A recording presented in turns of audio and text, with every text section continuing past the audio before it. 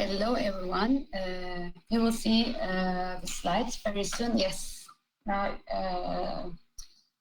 I'm going to present the amfori BSCI system revision process, but I will give you some basic info about what we have done so far. And then, as Yakut says, she will continue with what's coming, what are the changes. So we will start with who revises the system. You will be seeing the slide very soon. Indeed, in this revision process, we started the process in March 2020. In addition to our regular system revision, regular feedback collection, in March 2020, we launched this new process. The main parties in this process who revises the system, we have like two main bodies, which we call amfori governance and stakeholders. The amfori team, services team, is the main coordinator, the main moderator of the overall system revision process. We work with amfori teams like strategy and innovation and public affairs very closely in the meantime. On the amfori governance side, we have a project group. We have a system project group. We are working with very closely, and then we are also working with the amfori Code project group, especially the upcoming changes regarding the multi-tier audits or other kinds of processes. We are very closely working with them in the process. We have advisory councils, as you know, members advisory council and stakeholder advisory council. So we, from time to time, for critical topics especially, we consult with them. And the board, so amfori board also are informed, but also kind of review the overall process when it's necessary. And then, on the other hand, we have stakeholders where we work with auditing companies, for instance, members as well, auditing companies and they are kind of auditors at the very, very local level. We have some topic experts, especially for some topics we have been revising right now, to make this amfori BSCI system more diligent, more human rights due diligence. We have topic experts, and for each process, for each like code of conduct revision, audit methodology revision, and system manual revision, we also go for public consultations, which means that the documents are open to public on the website, and they stay there for 2 months so that everyone, all the related parties, beneficiaries can actually submit their feedback, insights, and input. So this is more or less the overall who revises the system answer. And we then continue with the scope. We have a phased approach, which Jakob will explain to you, and you will see the slides there very soon. It's over there. Yeah, it's over no there. worries. Thank you. Yeah, so as you may imagine, revising the amfori BSCI system is a huge job. Therefore, to make sure that we deliver the best quality work, but we also meet the crucial needs of amfori members, we have planned 3 phases for the system revision that will take place between, that has been taking place between 2020 and will hopefully be finalized by the end of 2022. The first phase, which is the one that we are in, is mapping, monitoring, and improvement, which actually embodies all of our crucial processes, which is supply chain mapping, risk management, and let's say risk monitoring, on-site, the third-party monitoring bits, self-assessments, and then remediation, improvement, and capacity building. So this will be the phase that we will focus on until, I would say, easily, first half of 2022. Elif will give you a better understanding of the timeline in a second. Then we will work more in the integration of the complete journey, where we bring in, let's say, our stakeholder engagement bits in, other system recognitions in, advocacy bits in. So you can have the, let's say, the complete human rights due diligence package in your hands. Then we will look at structuring scalability and extended arms, which is more about partnerships, how we can scale up when we have new, let's say, sectors coming in. How can we tailor things for each sector, etc., etc. So yeah, Elif will give you now more details on the first sort of phase.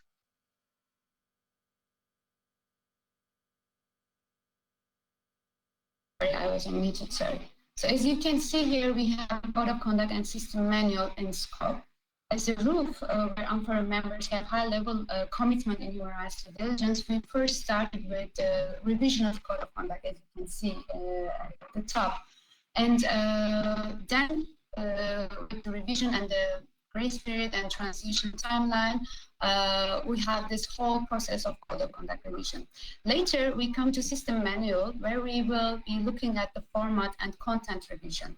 As Yakut explained in the first phase, we are going to be mapping the basic mapping requirements. We are going to be revising some basic mapping requirements. And in the monitoring process, we are going to revising, updating, and more to say, developing, improving the self-assessment tool, which are already in the system. And also we are looking into like different options, possibilities around audit methodology and rating system, and the revised audit guidelines, of course, will come in addition to that. And in the improvement part, we are really looking into the possibilities and more diligent, more report system around remediation processes and remediation requirements for the business partners, and to make it more into the direction of continuous improvement. All these processes, that's so to say, will be also integrated in the new platform, tools and guidelines, of course. As you know, amfori sustainable platform has been already running for more than a year, and all these revision-related, system revision-related processes will be also integrated. That I will continue with the like how question in a way. We have like a kind of a filtering processes for different processes, filtering methodology for different processes, let's say. So we work with the project groups, so we conduct PG meetings. And we, for each revision like process, like audit methodology, code of conduct, system manual, the content and format for like all these processes, we review, we collect feedback, we review feedback, and then we analyze these feedback to be able to have like a grounded, structured discussions. In addition to these, we also consult to international organizations, stakeholders, such as UN organizations, such as OECD, such as some topic experts on gender equality, on living wage. So these are kind of overall our partners in the methodology, explaining how we work with. And of course, as I said earlier, members advisory council, network chairs, stakeholders advisory council, and board are actually also then kind of reviewing all these proposals, all these initial and structured ideas. I will continue with the timeline. So as I told you like earlier, what we have done in 2020, it was a challenging year, but still we managed to reach our goals in this revision process. So in the very like early Q1, Q2, we sent some online surveys to members, to auditing companies, to different kind of amfori BSCI users, and we also had some not face-to-face, but of course like virtual discussions as well. So we collect all this feedback, we analyze this feedback, and with this analysis, the very initial analysis, we structure our discussion points for the project group, for the audit methodology, for the system manual revision, for the code of conduct revision. So in a way, 2021 was more about analysis, collecting feedback, analysis, and structuring the overall process. But through the end of 2020, we started discussing the changes of code of conduct in a way. And when we come to 2021, so we like kicked off code of conduct revision quite like ambitiously, and we are very happy to say that we were very good in managing time there. We had the first kind of version of code of conduct with all these, reflecting all these proposals, all these changes, and then we had public consultations for 2 months in April and May, and we have this endorsement from the board in June. And we are now at the process of aligning the code of conduct to make it more future fit for the new legislations for especially EU human rights due diligence, which is kind of advised, requested from the board that the code of conduct should be somehow to be aligned with the EU human rights due diligence law. And we will be discussing this again in September at the board meeting. In parallel to this code of conduct revision, we are still continuing the discussions around audit methodology and system manual. We are going to be focusing on audit methodology, especially in Q3 and Q4. And then we are aiming to go for public consultations again in February, March next year in Q1. And then the pilot phase will come. But regarding code of conduct, maybe it's kind of more of interest for you. We are aiming to publish the first release of code of conduct in Q4, which means that you will have 1 year period, like grace period, so you will be able to renew or update your kind of business maybe agreements with your business partners. So there will be a good time for you to actually for the implementation of code of conduct. So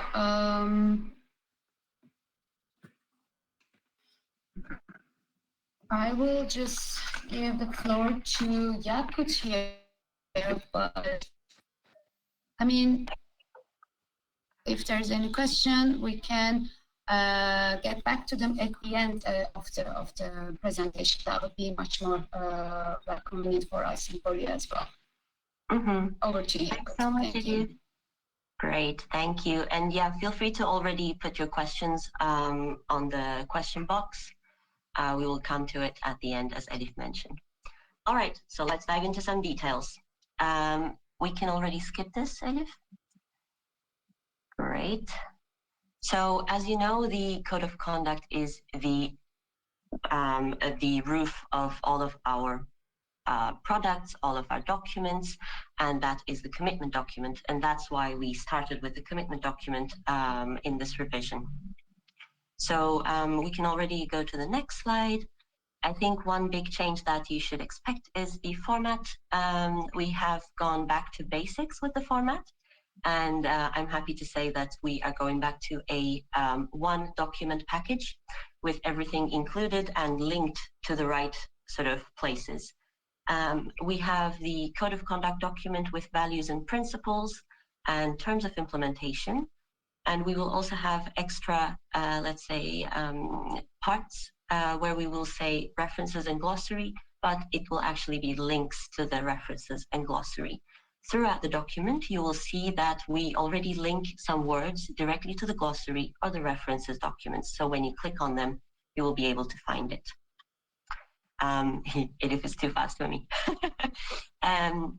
Then we also introduced a new word, well, not word, but it's like, let's say, an umbrella term in the Code of Conduct that you will see. It is the signatories. Whenever we say signatories, it will include both the amfori members and their business partners. So we will use this as an umbrella term throughout the commitment, which also means the commitment at one level extends to you as amfori members. Now we can go to the next one. So just want to let you know. Sorry about that. Yeah. No worries. It's nice entertainment. That's fine.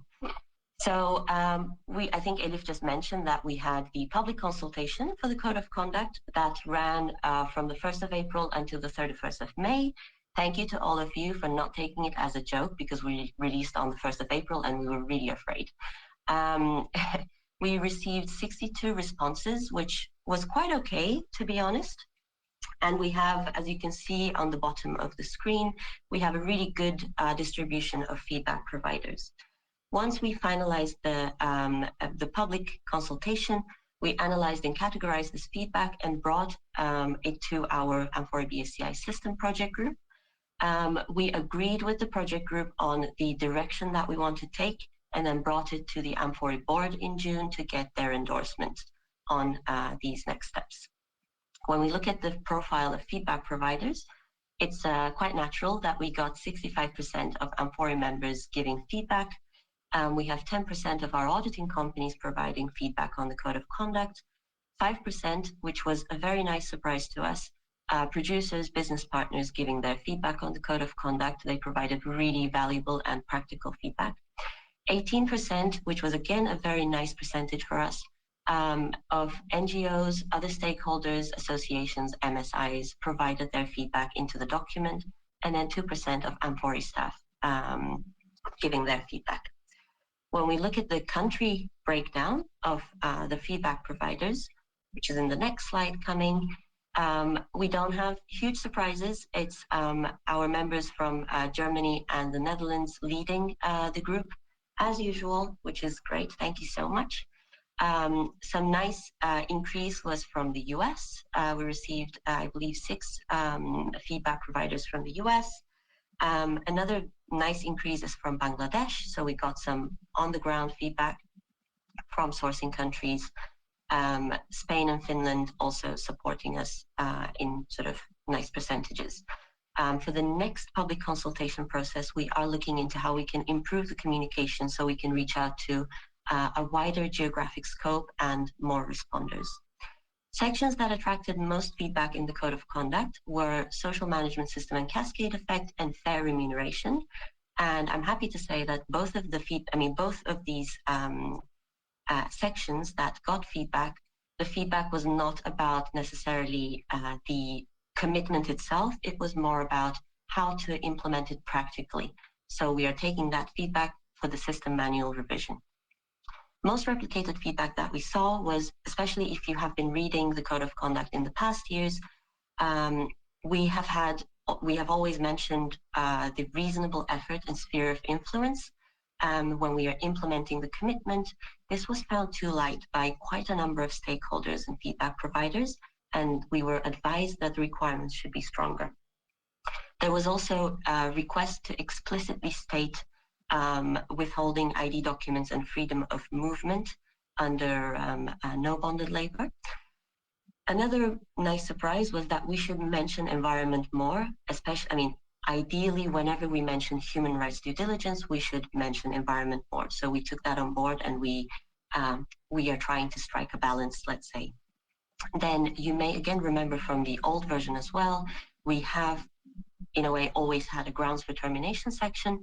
This was no longer found useful by the feedback providers, and we were asked to move it to a more, let's say, practical place, which would be ideally the system manual. So we will look into that. We can go to the next one. Coming. Yeah. So one thing that we really wanted to do was to be future fit. So what we did was we tried to already integrate things that we have been seeing in the past years, such as living wage and fair recruitment, but also to be future fit, we wanted to align more and more with human rights due diligence approach. We have included gender responsive principles and references, and we further aligned ourselves with the UNGPs. So we do hope that, especially for our European members, this will help with both EU due diligence laws and your respective countries' due diligence laws. I believe we have in the next one the values and principles. So just to again dive into values and principles, we have not changed much, but we have improved the language of our values, and we have let's say added a new one, a new value, which is the protection of vulnerable persons. Thank you. And we have added extra items, and as you can see, it's highlighted because these items are quite, let's say, important and impactful under our transparency value.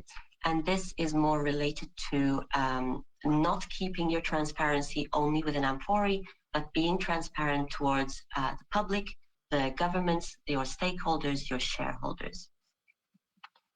Then when we go into the principles, which a good amount of you may know as the performance areas, we haven't added any principles, so we still have 13 principles available. What we have done is we have changed or adapted some of the titles to make sure that, again, we are future fit, we are in line with the international standards. We have updated the title of PA4, so Principle 4, and now it will be called No Discrimination, Violence, or Harassment in line with the new ILO Convention. And PA11, No Bonded, Forced Labor, or Human Trafficking will be the new title. We can go to the next one. Coming. Yes. Perfect. I'll just wait so we don't, I don't run over.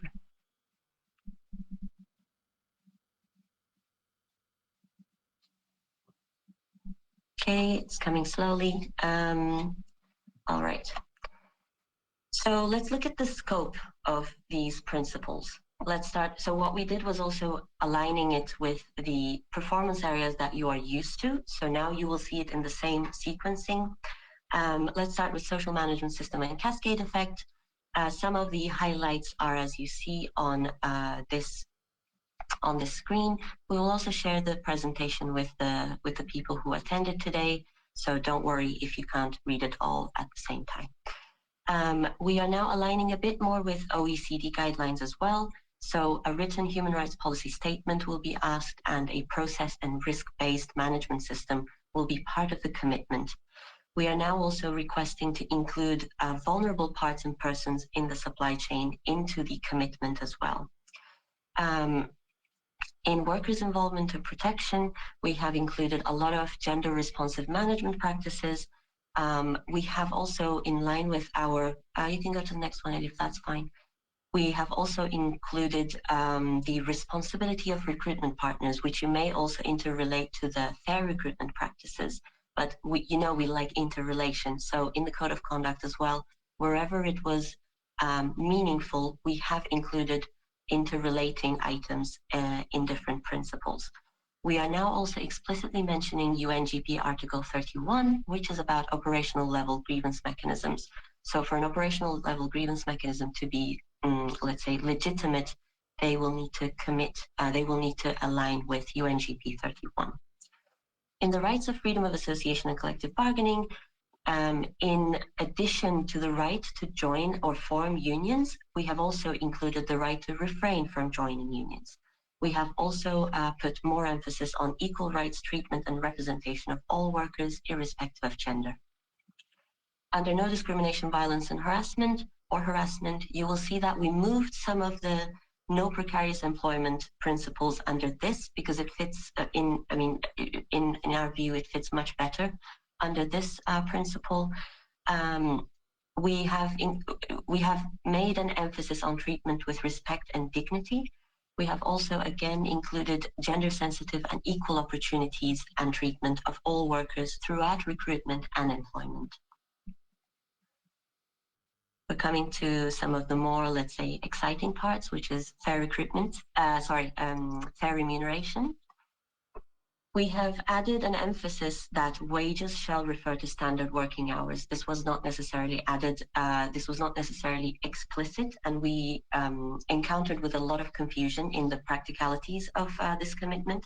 So now we are referring to standard working hours. We have, finally, we have explicitly mentioned living wage in our Code of Conduct and commitment. And the requirement or the commitment will be around assessing the pay gap and working progressively towards a living wage. So we do hope that this will be an interesting update for all of you. We have also included a more explicit understanding of the quota piece production pay rate, so that the legal minimum wage is met or exceeded in these situations as well. This was again one of the, let's say, blurry items that we saw in practicality of the commitment. We are again mentioning the gender pay gap or the pay gap between migrant and local workers, and also an explicit mention that social benefits must be legally granted without negative impact. Here, social benefits means the social security, but also things like maternity leave, which should be granted without negative impact. In decent working hours, we have just brought a framework, let's say, to the overtime item, which was quite, let's say, blurry for a lot of users. So now we are mentioning that overtime can in no circumstance go beyond the limits defined under national legislation. So this will already create a framework and then we still keep the existing language around it should be voluntary, extraordinary situations, and should not impact the workers' health and safety. We can go to occupational health and safety. Apologies. So in occupational health and safety, we have added healthy working and living conditions for workers and local communities. So we are adding a bit of the local communities in the picture. Again, emphasis on vulnerable persons. We have also emphasized the requirement of systems in place to assess, identify, prevent, and mitigate potential threats to health and safety of workers. One, for me at least, big and important inclusion is the inclusion of all facilities, especially residential facilities, provided or mandated in the scope of commitment, which will of course also translate in the audit process. So this includes dormitories, worker residential facilities. Can go to the next one. It's coming, I believe. Yeah. We haven't made much, we haven't made almost any changes under a lot of, oops, I think we went a bit too far. We haven't made a lot of changes under child labor and special protection of young workers. So we can go to the precarious employment item. It's, again, it hasn't changed much. It is more about, again, the responsibility of the recruitment partners and the providing workers with understandable information in their own language before entering employment. So we added this in their own language item, an understandable information item. And we also added this gender responsiveness and sensitivity around the role as parents and caregivers, which was mostly understood as mothers, but now we are making sure that fathers also get, or sons, daughters also get the same respect in their role as parents and caregivers. Then another, let's say, loud and clearly understood change need was fair recruitment. So under no bonded forced labor or human trafficking, we are now explicitly mentioning that the commitment is around not engaging in, but also not being complicit to through business partners into forced labor. We have also mentioned within this forced labor item, state-imposed forced labor, which is also a hot topic lately. We are now explicitly mentioning the adherence to fair recruitment principles, including employer pays principle, and require the same from recruitment partners. Also, assuming responsibility and ensuring due diligence of recruitment partners is included in this commitment level, so that we see a bit more inclusion and, let's say, accountability at the recruitment partner level, the brokers, agencies, etc. One other item is about the compensation. So progressively compensate historical and actual damages to workers within a reasonable time frame in line with fair recruitment principles. You will see that we are using the ILO guidelines. We are being inspired by, for example, the impact repayment standards. So we will give more and more practical guidelines on this in the coming weeks as well. Not only when this is out, but also already in the coming weeks and months. We have also added the little addition of national legislation in freely terminating employment because it was not clear what it meant. It was just within reasonable timeline, etc. Now we have put it in national legislation framework. We can go to the environmental protection, where we haven't changed much, but we have made some, let's say, core inclusions around, again, management systems. We were not necessarily requesting as robust a management system as we asked for the social part. So now we are asking the same process and risk-based management system for environmental protection. Also, we have added extra emphasis on surrounding communities, natural resources, and climate. The last one, I believe, is the ethical business behavior. We haven't really made much change, so there will not be a highlight for you today. We have, as mentioned, no, you can go to the next one if that's fine. We have, as we mentioned, put everything under one document. So you will see the terms of implementation in the same document. What we have done with terms of implementation is we made it really compact. So you have two sections. One is information management, where we put more and more emphasis on EU GDPR. And we are also now mentioning grievance mechanisms, including amfori grievance mechanisms, such as speak for change in the future. We are also now mentioning amfori sustainability platform under terms of implementation and information management. For the monitoring in the supply chain item, we have included some, let's say, articles that will make acceptance of an audit or your own activities a bit easier. We have said that activities can happen on-site and off-site.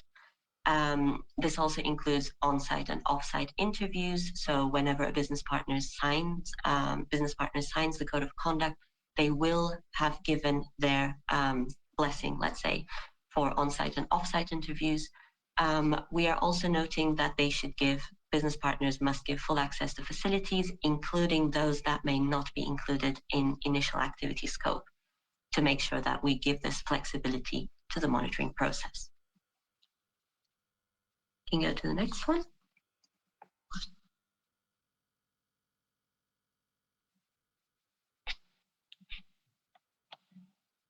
Right, so just to talk about some practicalities, again, Elif had mentioned we are working on a grace period of 12 months. We do understand that there are quite some changes in this code of conduct, in this revision. Therefore, we would like to give you as much time as possible to make sure that you revise your sourcing agreements, contracts, or you just get your suppliers, your business partners to sign the code of conduct and already start doing the right work to adhere to the code of conduct. So you will get 12 months to cascade the code of conduct in your supply chains. As existing amfori members, you will have automatically agreed to the new code of conduct by signing the declaration of membership.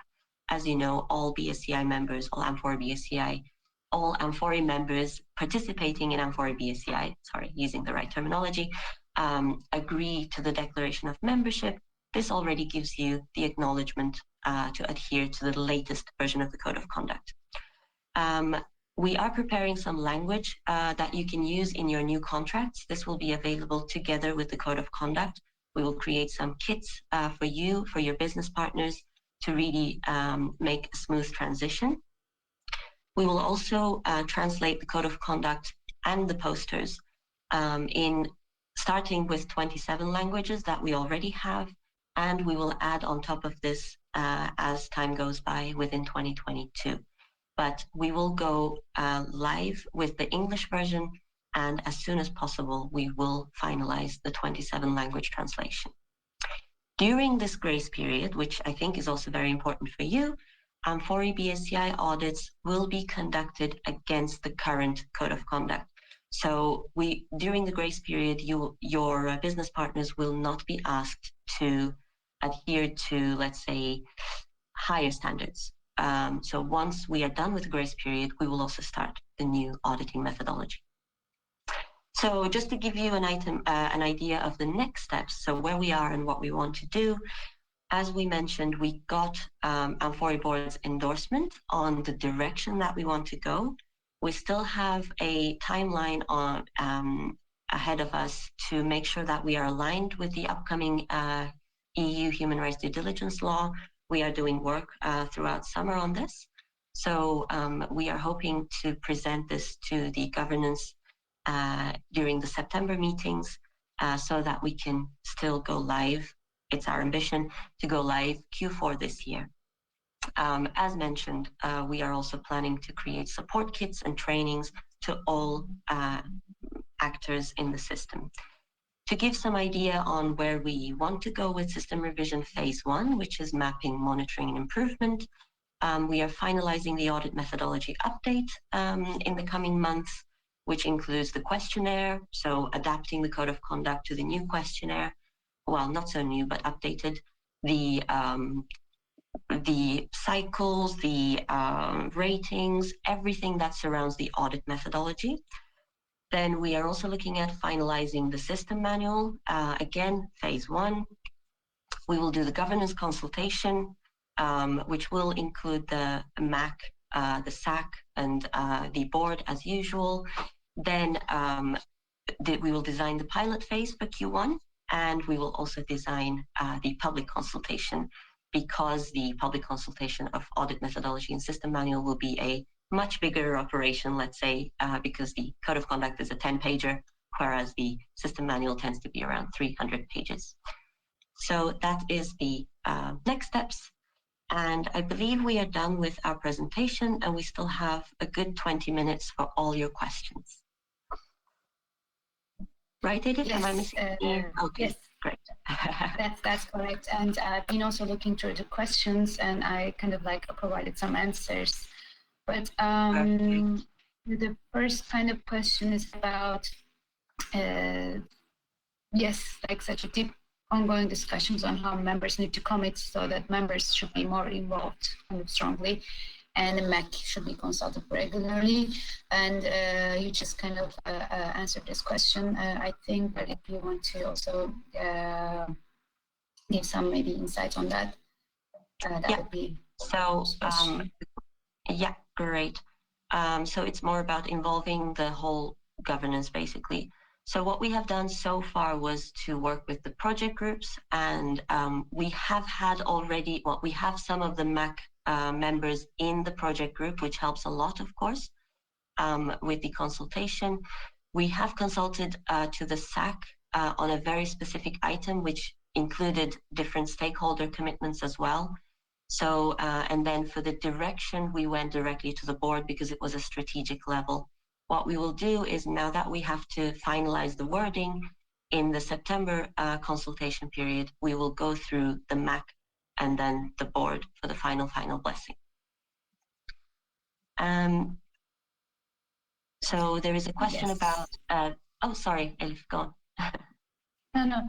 One question about the gap analysis, and this has been asked before, like between the old version and new version of Code of Conduct. Yes, there will be a communication package. Actually, we are thinking for you and for your business partners to understand what we have changed, to which direction, at the high level, but also you will be able to see in the Code of Conduct some very, like at the commitment level, very general, but also very specific areas to be committed. So yes, there will be some gap analysis communication tool on that. So, and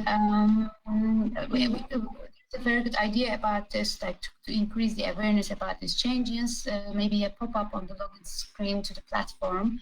Well noted. Thank you very much for this.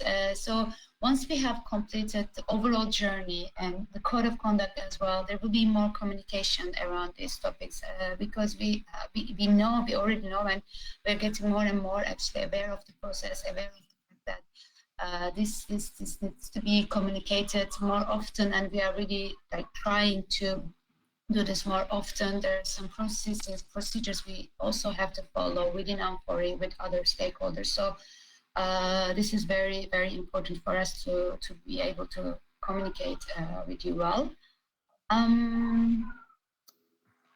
I think we have one comment: living wage is a complex thing. Yes. There's a follow-up there. there. See something on that? Yeah, exactly. Yeah. I see that there's a follow-up question under that same. Will there be workshops for producers how to implement living wages? Indeed, we will. We already have, as you may know, why do I call it fair recruitment all the time? Fair remuneration courses for the producers. We will update that to make sure that living wages are included, and we also have already quite a series of webinars for members on how to implement living wages. So we will complement that with producer-facing webinars and trainings as well. Yeah. For those of you who may not know, we have our stakeholder engagement team has been doing an amazing job on living wage, and they have been providing a lot of webinars and expert sort of communications around living wage. So if you haven't had the time, please feel free to go to our website or to the Academy to catch up on those items. Let me see. So will excessive working hours, overtime be sanctioned in future from auditors or amfori? I mean, giving more than a bad rating. We do not sanction producers. I believe our members would also agree. Other members here would also agree. It is a continuous improvement methodology. It is a due diligence methodology. So with an audit, we create the visibility so that everyone can understand that they need to improve on this, and we will keep doing that, of course.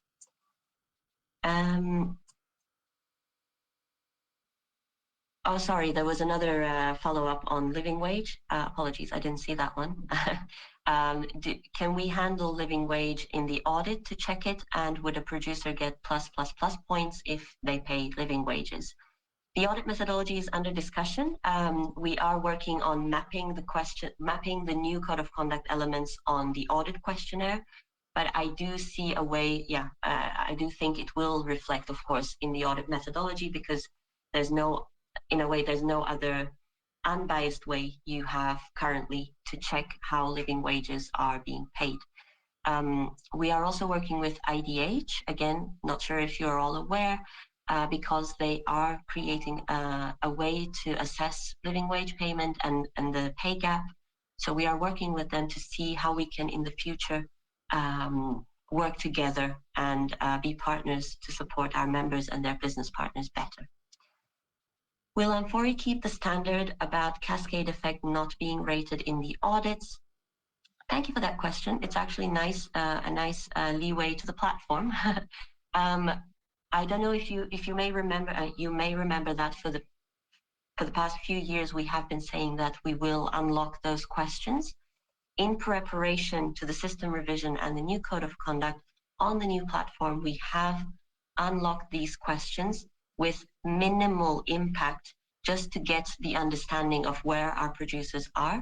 So if when you request an audit on the new platform, you will see that for mature producers, these questions are available. And by mature, I mean, if the question under performance area 1, so principle 1, social management system, relevant question is rated yes, this will make us understand that this is a mature producer.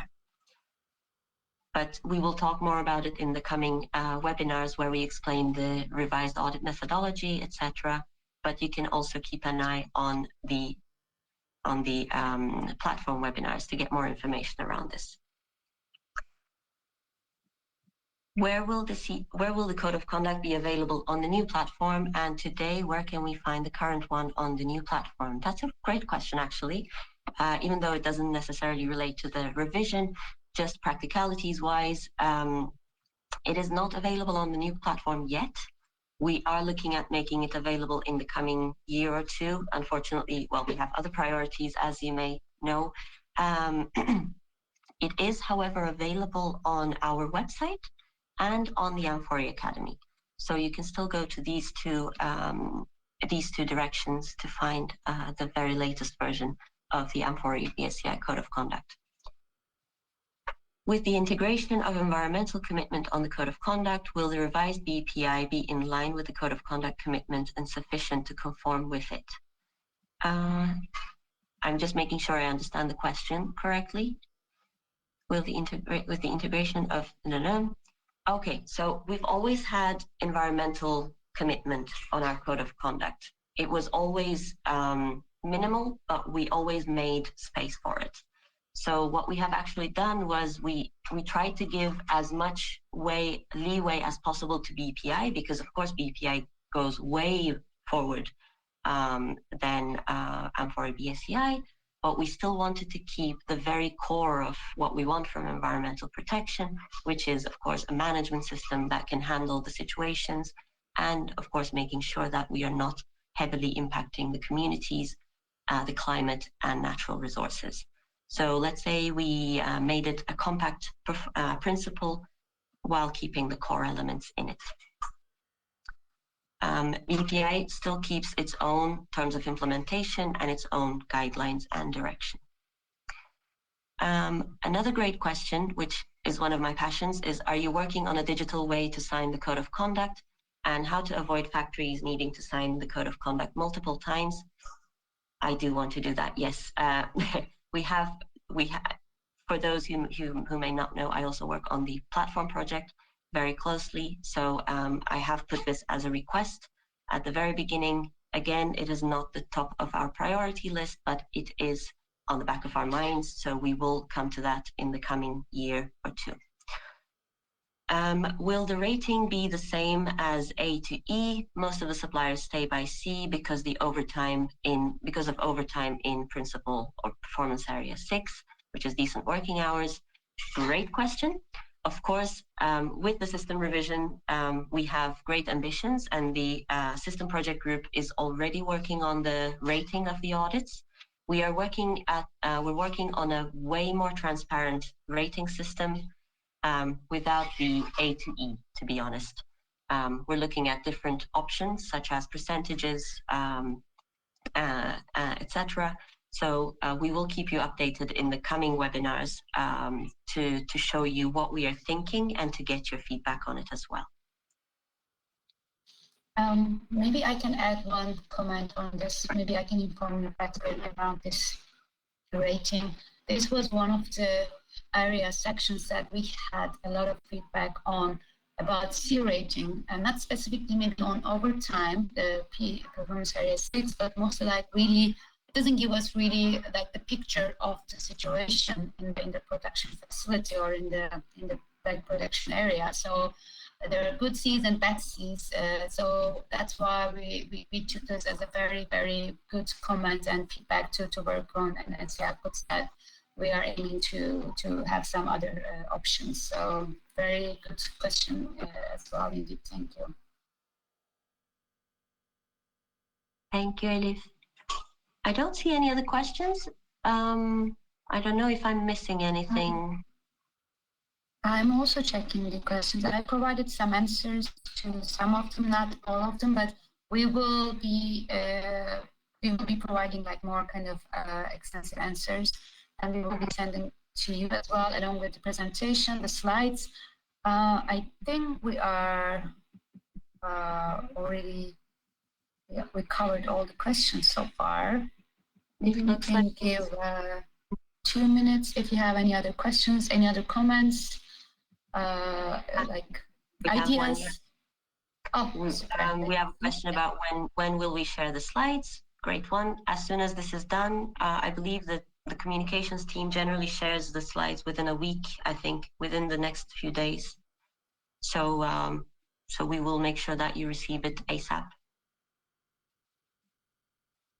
And the recording will be available on the Academy, again, within a few days, I would say. The webinar recording will be available on the Academy. So you can go to our new platform, which has a direct line to the Academy, so you don't have to use multiple, how do you say it, logins. So you can directly find it there. One note, again, if we have any of our audience today who provided feedback during the public consultation, we will spend July and August in preparing individual answers to your feedback. So if you gave us feedback through the public consultation, please expect an email in the coming 2 months with what we have done with your feedback, basically. Each feedback item we will answer, telling if we used it, where we used it, if we didn't use it, where we're planning to use it, or whether we are planning to use it. So feel free to expect that. And if you haven't received it, feel free to send us an email. Do you have any updates? So this is a question. Do you have any updates regarding the risk countries, as we hear a lot of overtime complaints in migrant workers without social insurance in non-risk countries? That's a very good one. As you may know, we have the country due diligence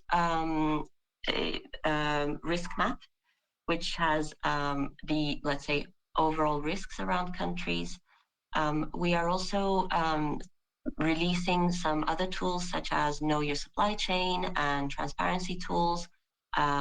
Again, you can access through the new platform to give you some understanding of where the risks lie in your countries, in your supply chains, apologies. there is unfortunately no, at least in my personal opinion, there is no risk country. Every country has one way or another a risk. Where can I view the risk map? This should be available on our website. So if you go to amfori website and search for the amfori country due diligence, or if you basically search on Google, you should be able to find this PDF document. And there will also be a translation on dashboards in the coming months. Maybe one comment about immigrant workers, like the topic of immigrant workers. I think also working with IOM, International Organization for Migration, regarding no borders, no forced labor, human trafficking, and migrant workers, like domestic migrant workers and foreign migrant workers. So we are trying to also capture kind of human rights due diligence perspective in the Code of Conduct, in line with IOM's recommendations as well, which is also kind of important to see the different kinds of risks as well. So.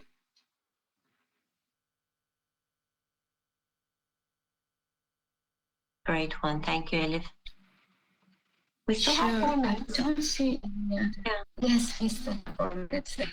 Maybe we can do 1 more minute or 2 more minutes.